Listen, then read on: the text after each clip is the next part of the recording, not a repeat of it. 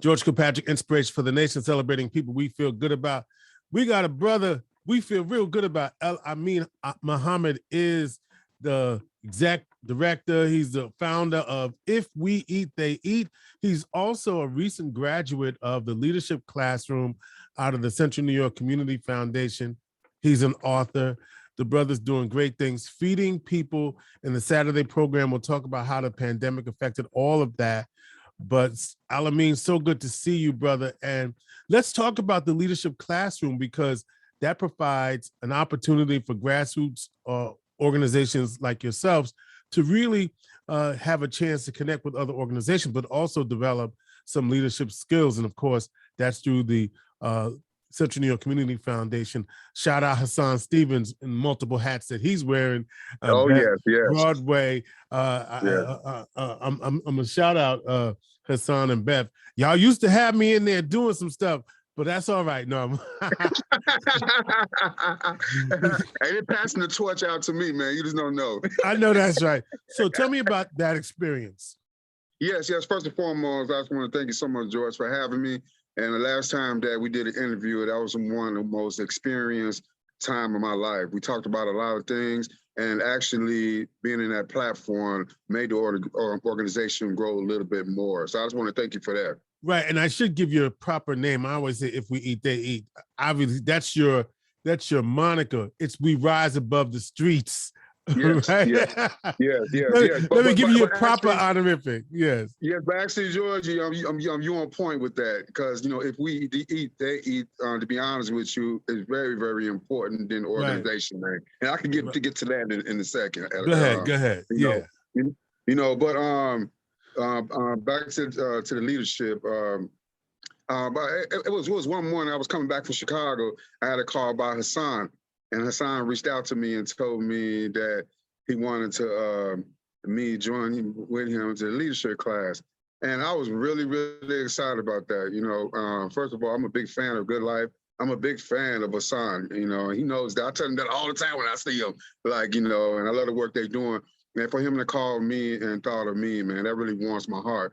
And when he said how much the grant was, and I was really kind of shocked because and he never knew this, because this organization had been community funded for 7 years.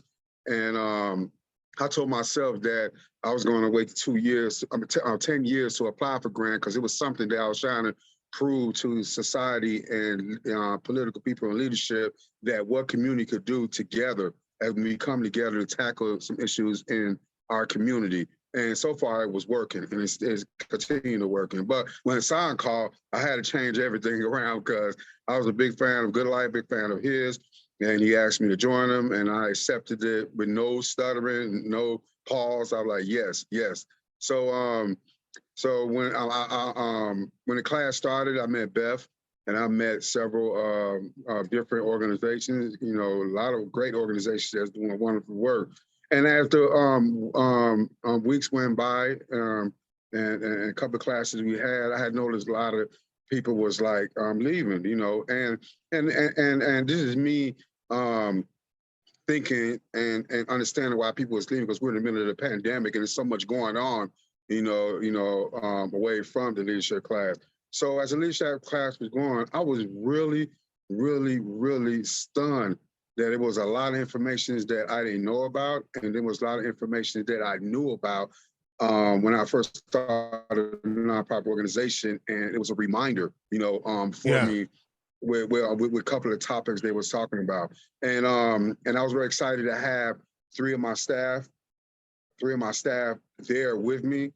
And if I tell you right now, George, when you meet them, they ain't know nothing about nonprofits. Now they are sharp. And it's making my job easier. It's making my job way easier. It really speaks to the fact, Al-amin, that when you have a passion to serve the community, to do what you do through the We Rise Above the Streets Recovery Outreach, If We Eat, They Eat, right? The whole thing, right? Yeah. When you have a passion, like you just wanted to feed folk, right?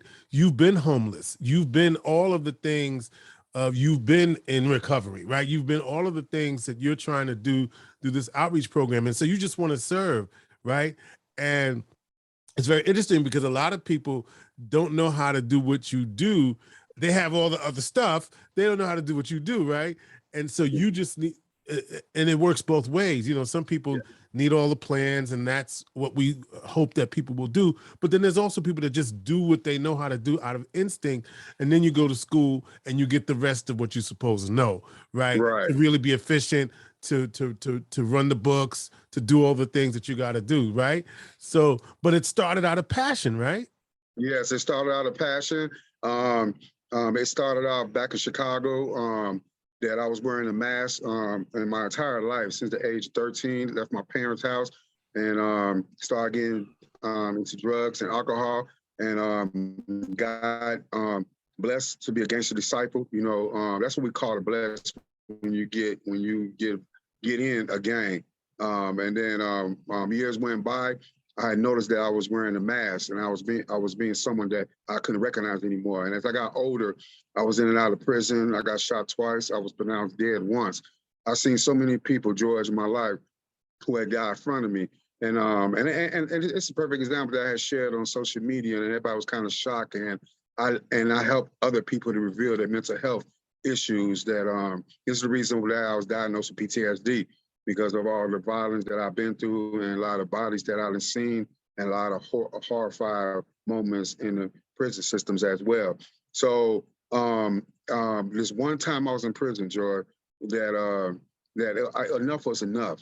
And I was like in my 30s, and I've been through a lot, man. So I started taking that mask off slowly. And when I took that mask off, George, I started recognizing the new me. I started finding gifts about me that I even knew I had. I like flowers. I was like, wow, you know, I'm planting flowers in the yard in the prison. I'm like, George, what gangsters like flowers? You know? I'm planting flowers and everything. I'm smiling. You know, it's like a relief. Every time I see flowers, it was like a good feeling. It was like somebody was telling me that, was there a be okay. particular flower that really like set you off? Yes, it was roses. Mm. It was roses. It was roses all the time to set me up, all different kinds of roses.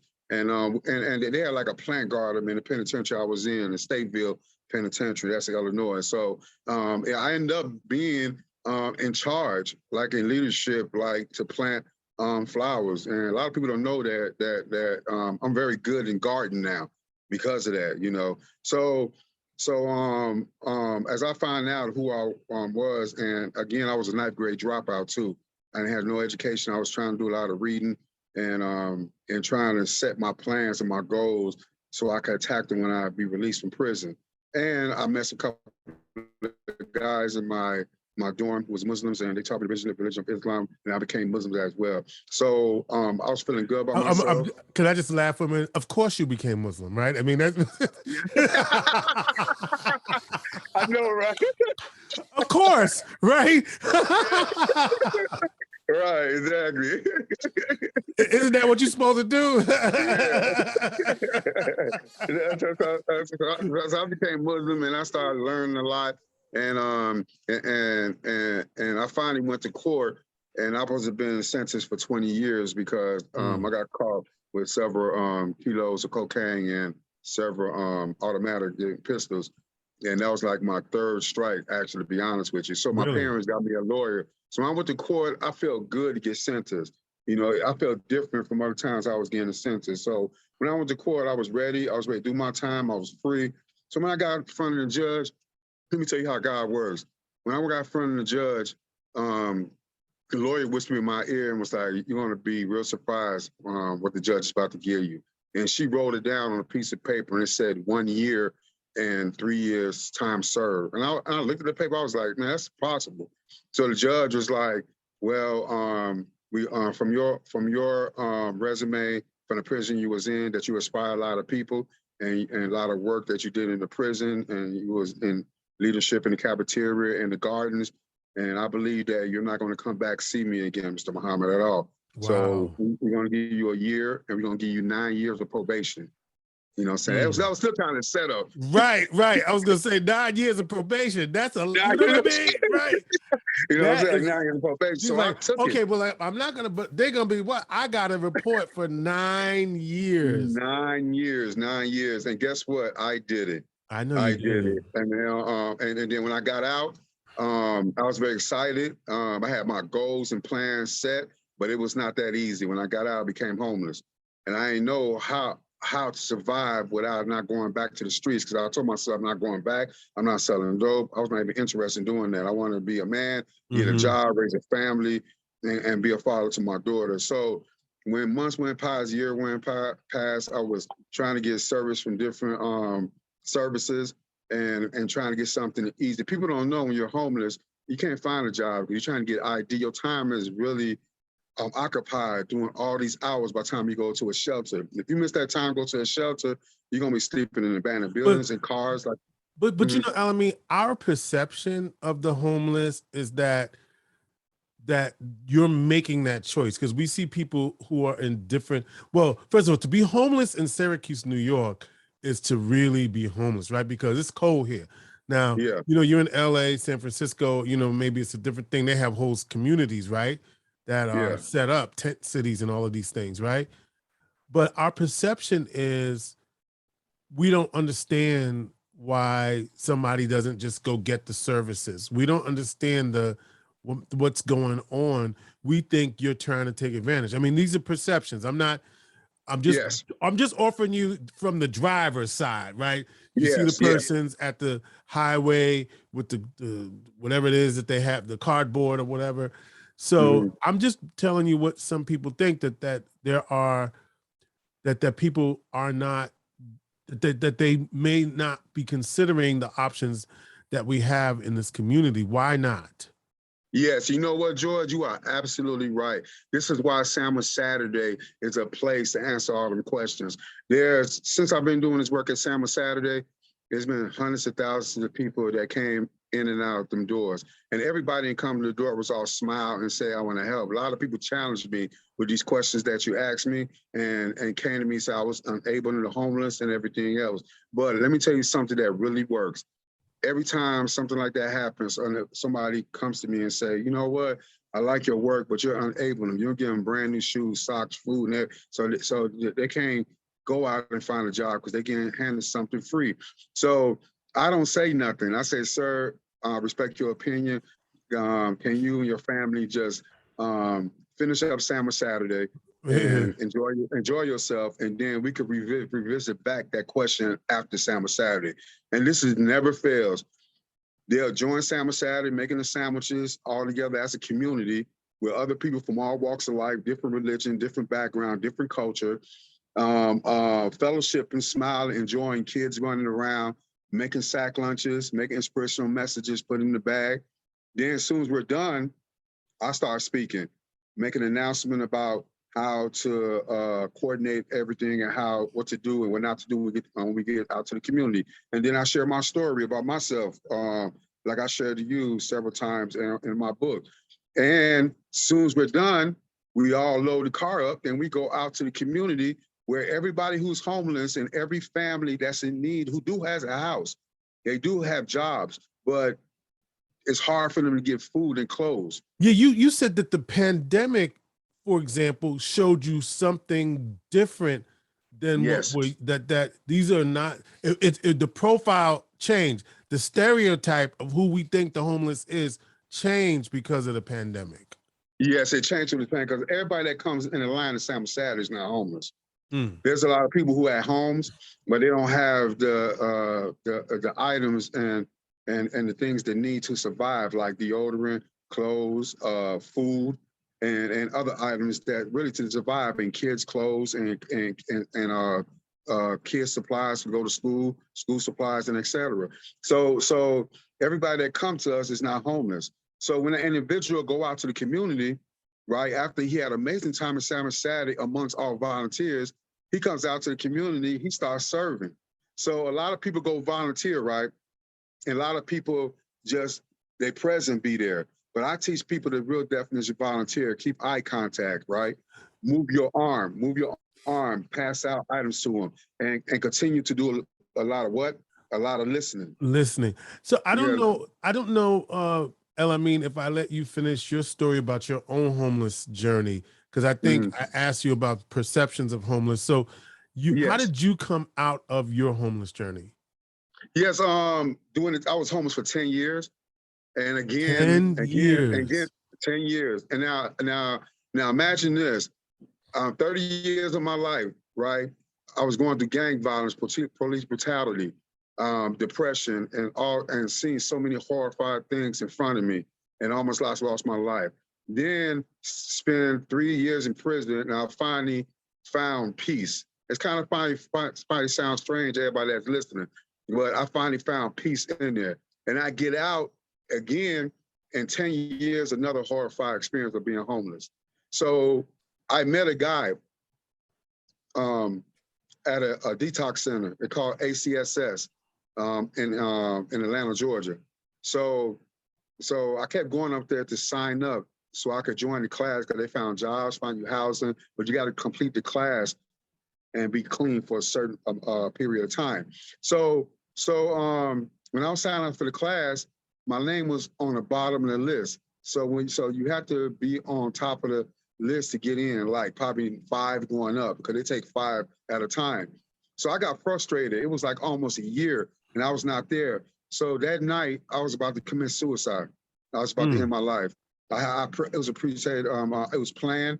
I knew where to go. I had the weapon stash, and I had everything planned. I was very confident. I was not scared. I was ready to end my life because everybody turned their back away from me.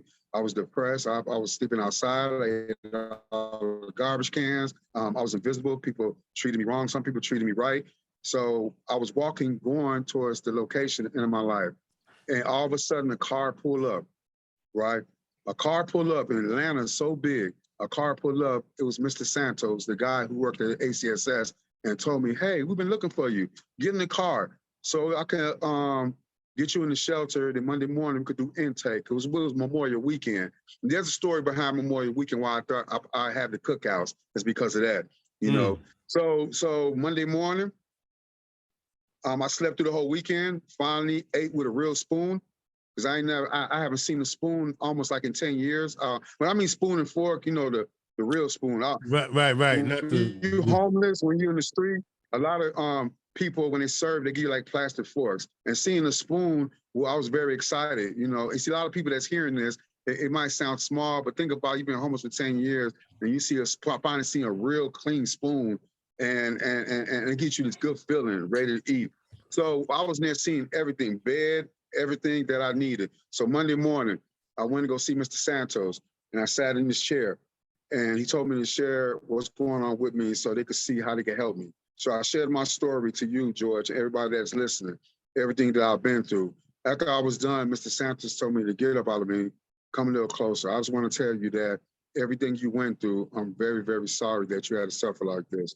But your story, you're going to change somebody one day. You're going to change a lot of people with your story one day. Never give up. Continue to strive for greatness. I see greatness in you, and I'm here to help you.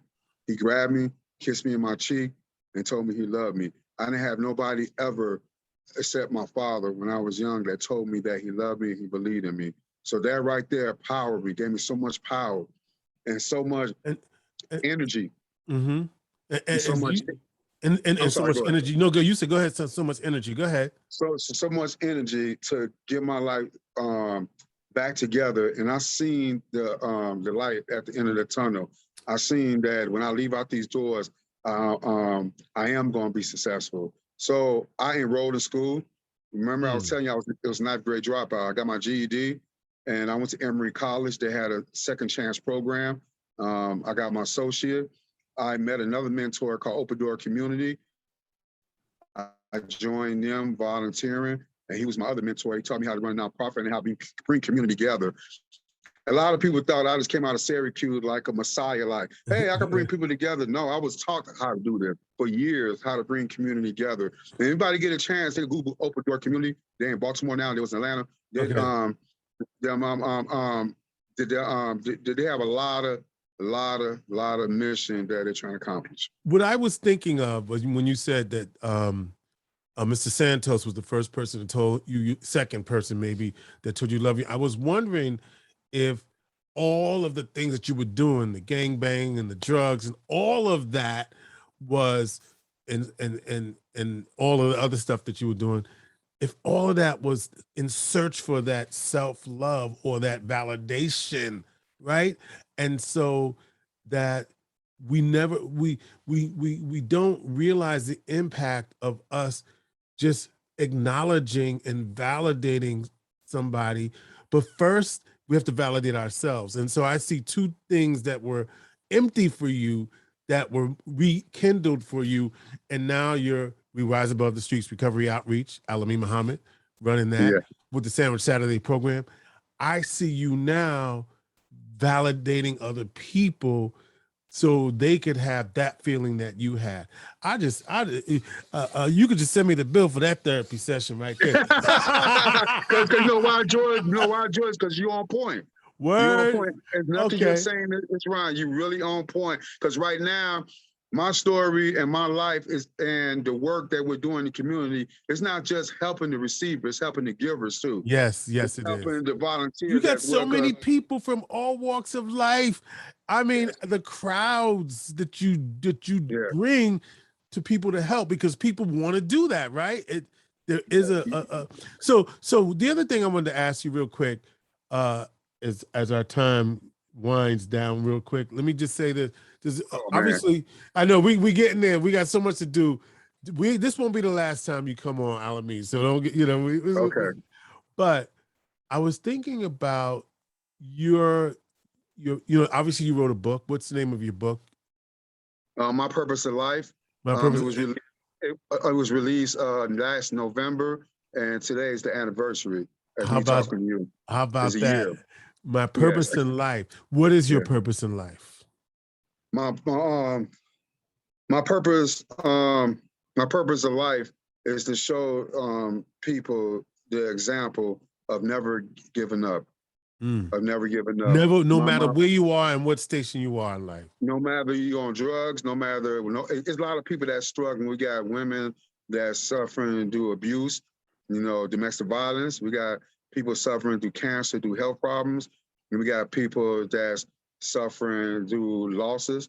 And my story is directly to them, and my book is dedicated to them, to read this book and tell them that never give up, that if you're reading about a guy who's been through everything I just shared to everyone that's listening, you still have hope.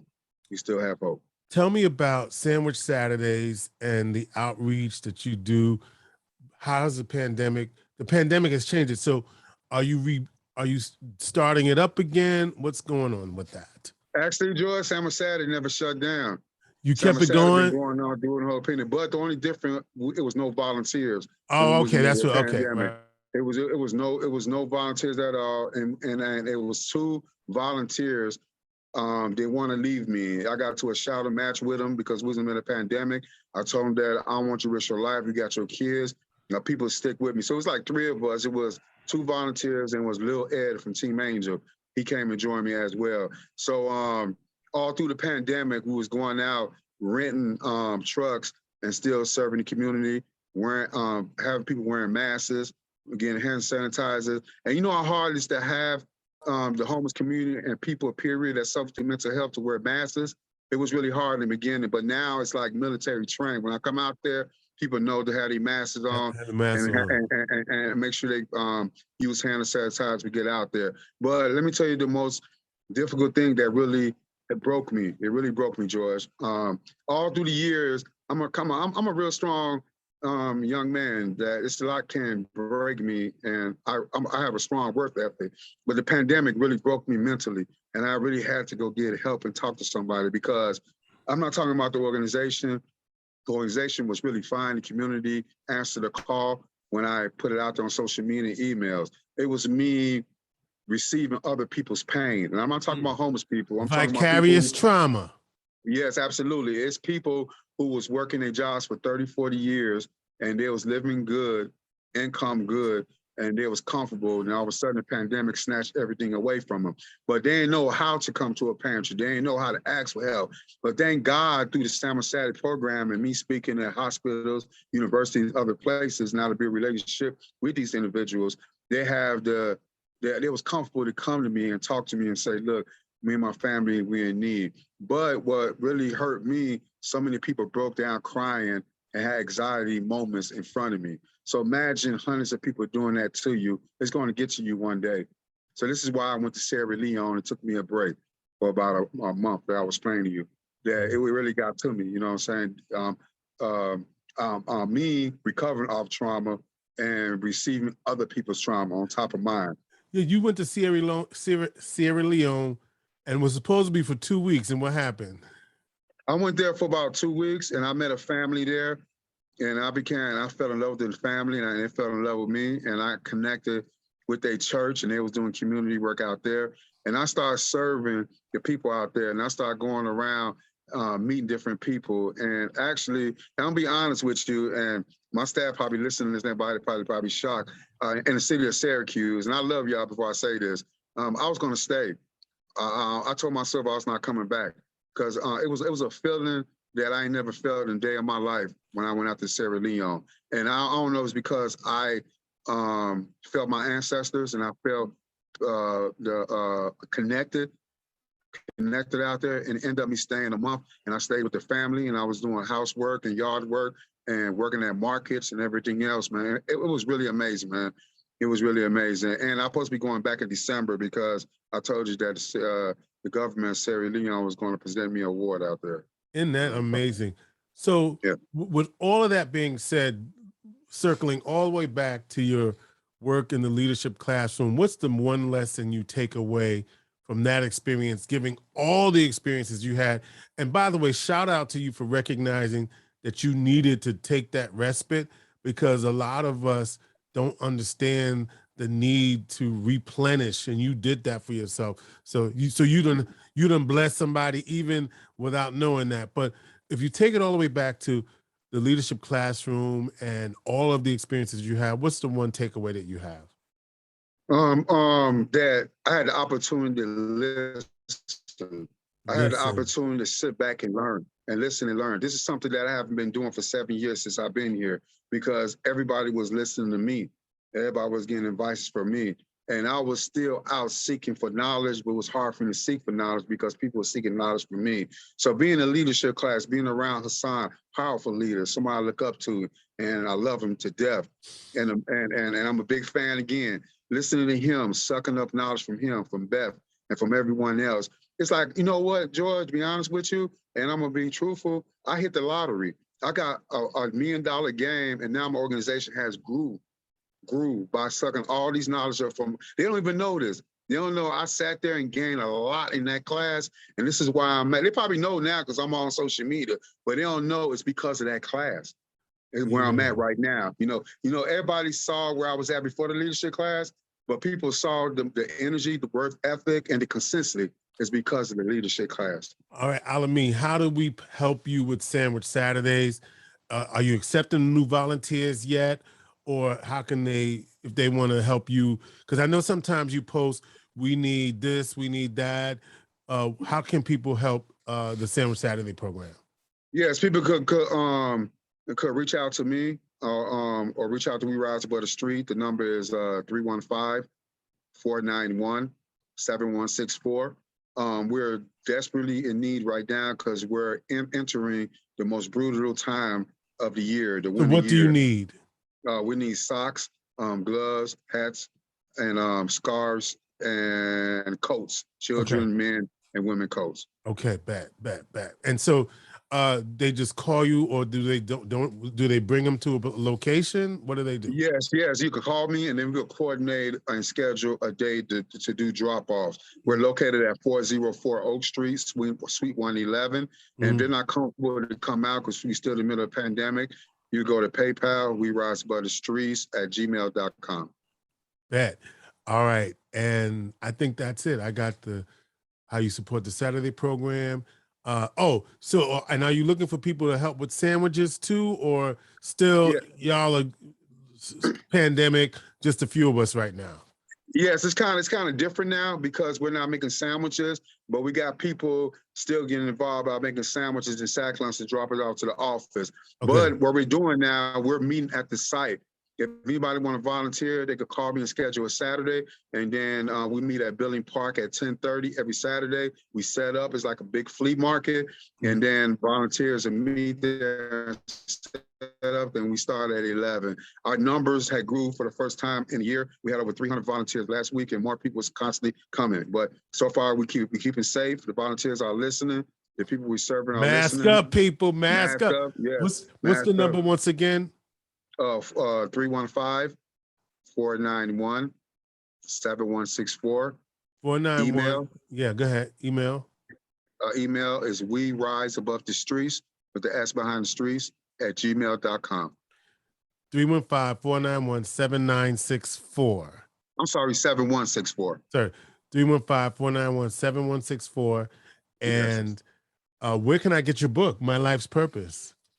Yes. People could call me and I could meet them, because all through the pandemic, people was wanting to me sign and everything else. But it's very important to go to Nature Time. My book is at Nature Time as we speaking, and we have shirts as well. As soon as you walk in the door, your book is going to slap you right there in the face. It's right there in the middle of the aisle. Sounds like a plan. Al-amin Muhammad, we wise above the streets recovery outreach. His moniker is, if we what? If we eat, they eat. Inspiration for the nation.